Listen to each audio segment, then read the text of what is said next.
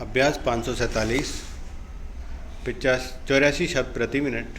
Yes. गौरतलब है कि विकास अपने मकसद में जहां बढ़ते हुए क्रम में सुनिश्चित होना चाहिए, वहीं भारत की हालत है कि इसमें लगातार न केवल गिरावट दर्ज की जा रही है, बल्कि इस बार सतत विकास लक्ष्यों को पूरा करने के मामले में यह नेपाल, बांग्लादेश, भूटान और श्रीलंका जैसे अपेक्षा कम विकसित देशों से भी नीचे चला गया है। सवाल है कि आखिर किन वजहों से देश की अर्थव्यवस्था और इसके सहायक तत्वों के रूप में बुनियादी ढांचे के विकास का पक्ष मजबूत होने के बजाय और कमज़ोर होता जा रहा है। रिपोर्ट के मुताबिक ऐसा मुख्य रूप से इसलिए हुआ है कि भुखमरी समाप्त करने, खाद्य सुरक्षा सुनिश्चित करने, लैंगिक समानता हासिल करने, समावेशी सतत औद्योगिकीकरण और नवोन्मेष आदि को बढ़ावा देने की कसौटियों पर हमारा देश अभी भी बहुत पीछे है। सबका साथ सबका विकास जैसे आकर्षक नारे और अर्थव्यवस्था की चमकती तस्वीर के समांतर अन्य कुपोषण और भुखमरी जैसी समस्या अपने व्यापक संदर्भों के साथ हमारे सामने मौजूद है, तो इसे कैसे देखा जाएगा? आखिर क्या वजह है कि विकास की सबसे बुनियादी शर्त के तौर पर समाज के सबसे कमज़ोर तबकों के लिए खाद्य सुरक्षा सुनिश्चित करने जैसे मामले में भी हमारा देश बेहतर प्रदर्शन नहीं कर पा रहा है? दरअसल सतत विकास लक्ष्यों के लिए औद्योगिकीकरण, नवोन्मेष, आर्थिक विकास, अच्छी शिक्षा, लैंगिक समानता, स्वच्छ जलवायु, जैव विविधता जैसी अन्य जरूरी कसौटियों पर मजबूती तभी संभव हो सकती है जब भुखमरी, खाद्य सुरक्षा, पीने का साफ पानी, रोजगार आदि बुनियादी ज़रूरतों से जुड़ी समस्याओं को खत्म कर दिया जाए। लेकिन आर्थिक महाशक्ति बनने के सपने के साथ क्या विकास के संतुलन को ध्यान में रखकर वैसे कदम उठाए जाते हैं जिससे समाज के धनी और गरीब तबकों के बीच असमानता की खाई को पाटा जा सके? सन 2015 में दुनिया के 193 देशों ने सतत विकास लक्ष्यों के लिए 2030 के एजेंडे को स्वीकार किया था, जो लोगों और पृथ्वी के भविष्य के लिए शांति और समृद्धि की रूपरेखा मुहैया कराता है।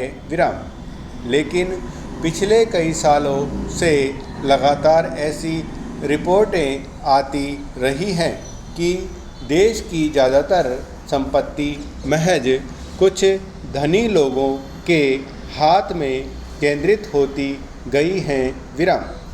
खुद भारत में वहाँ केरल, हिमाचल प्रदेश जैसे कुछ राज्य बेहतर प्रदर्शन कर रहे हैं, वहीं बिहार और झारखंड जैसे राज्यों की हालत बेहतर दयनीय है।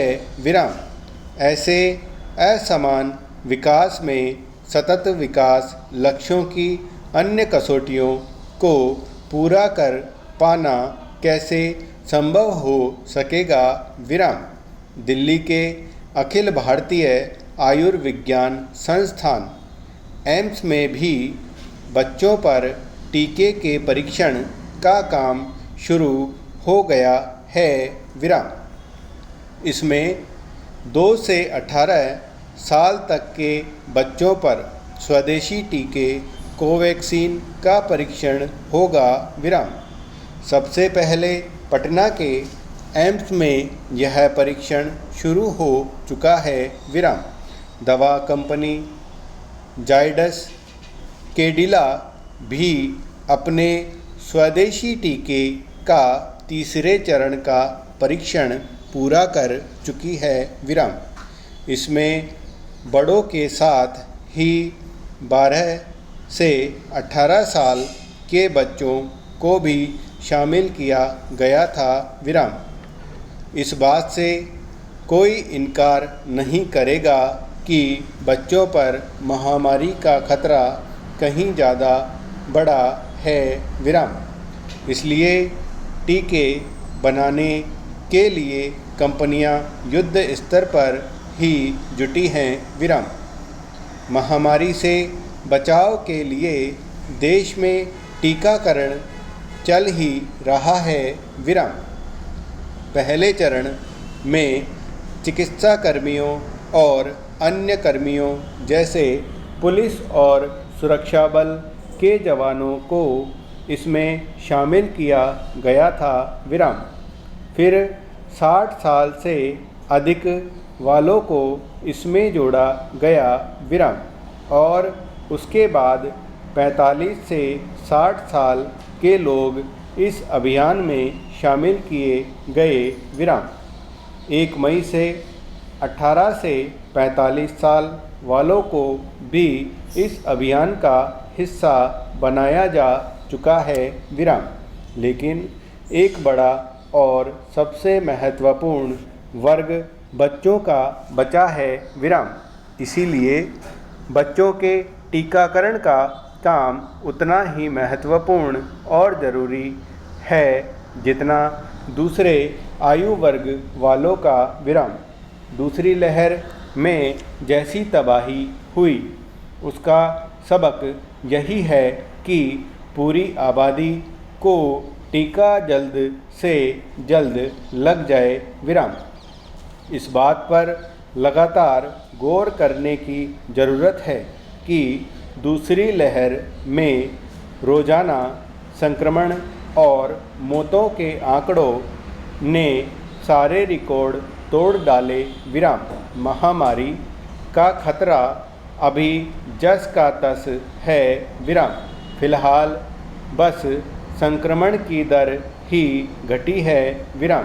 दूसरी लहर में भी बच्चों के काफ़ी मामले देखने को मिले विराम, लेकिन गंभीर स्थिति वाले मामलों की संख्या कम रही विराम। फिर देशी विदेशी विशेषज्ञों ने यह कहकर चिंता बढ़ा दी कि अक्टूबर-नवंबर तक तीसरी लहर भी आ सकती है विराम और यह बच्चों के लिए खतरनाक होगी विराम। जाहिर है बच्चों को बचाना अब पहली प्राथमिकता हो गई है विराम। इसलिए ज़्यादातर राज्यों ने अभी से ऐसे इंतज़ाम शुरू कर दिए हैं कि अगर तीसरी लहर में बच्चे संक्रमण की चपेट में आते हैं तो उन्हें तत्काल इलाज मिल सके विराम। कोरोना संकट ने हमारे स्वास्थ्य ढांचे की खामियों और विसंगतियों को उजागर कर दिया है विराम।